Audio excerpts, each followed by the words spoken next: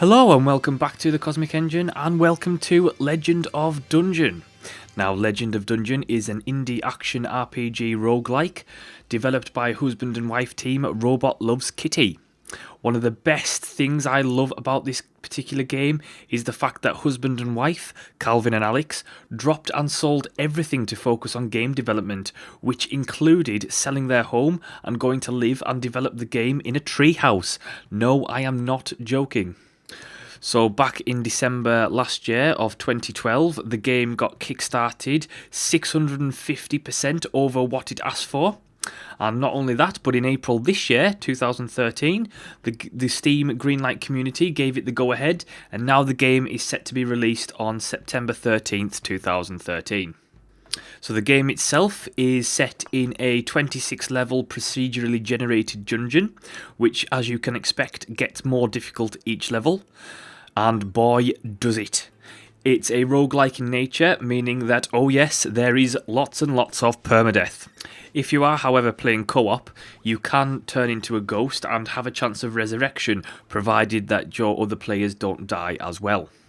So you start off the game in a tavern, as you've seen, boasting some odd-looking characters, some bathrooms, and a caffeine addict, the Sultan of Coffee, who was a Kickstarter backer. You can change your appearance and gender by walking into the bathrooms, and you'll come out different each time. You can also die in the tavern, as you've seen me do, and what can I say, I didn't like the look of him. So once you've left the tavern, you will start your glorious quest for strange hats and wonderful loot, with nothing but a simple sword and whatever you've picked up from the tavern. I do suggest before you leave the tavern, you pick up the apples for the health and the lantern for a little light, just in case it gets a bit dark. Once you enter the dungeon, you'll get to explore its randomised levels, so don't bother memorising the level layout, because if you die and when you start again, you will have a completely new, different dungeon. You will no doubt at some point along the way find some secret areas, random place boss fights, which can range from ridiculously easy to extremely difficult.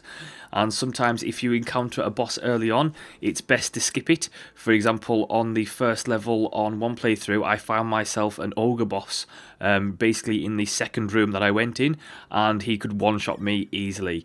So it's best, especially on the first couple of levels, until you gain enough experience to level up a bit and you've got some nice loot to avoid early boss fights.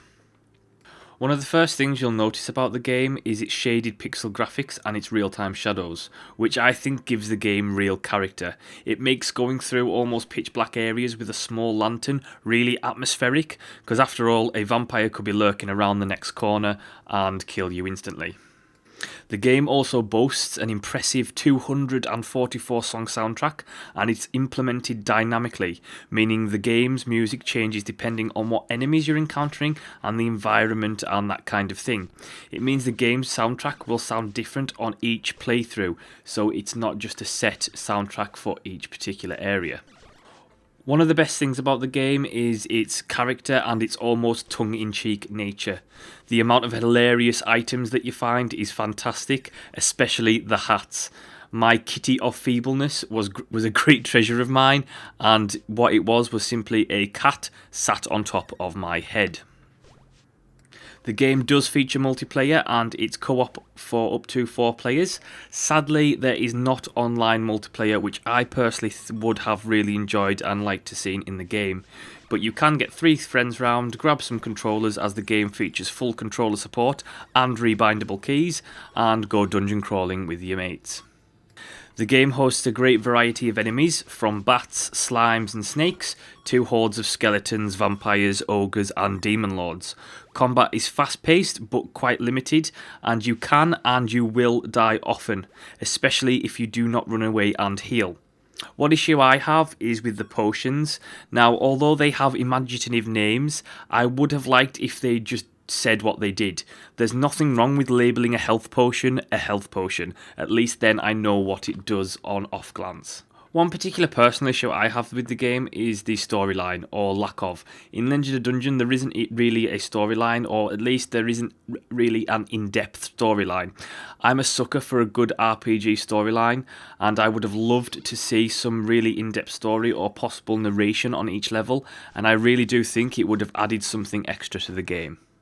On the plus side, the game is addictive as hell. I will literally die in fits of rage and then always go back for some more, thinking this time I'll do better and maybe I'll get lucky.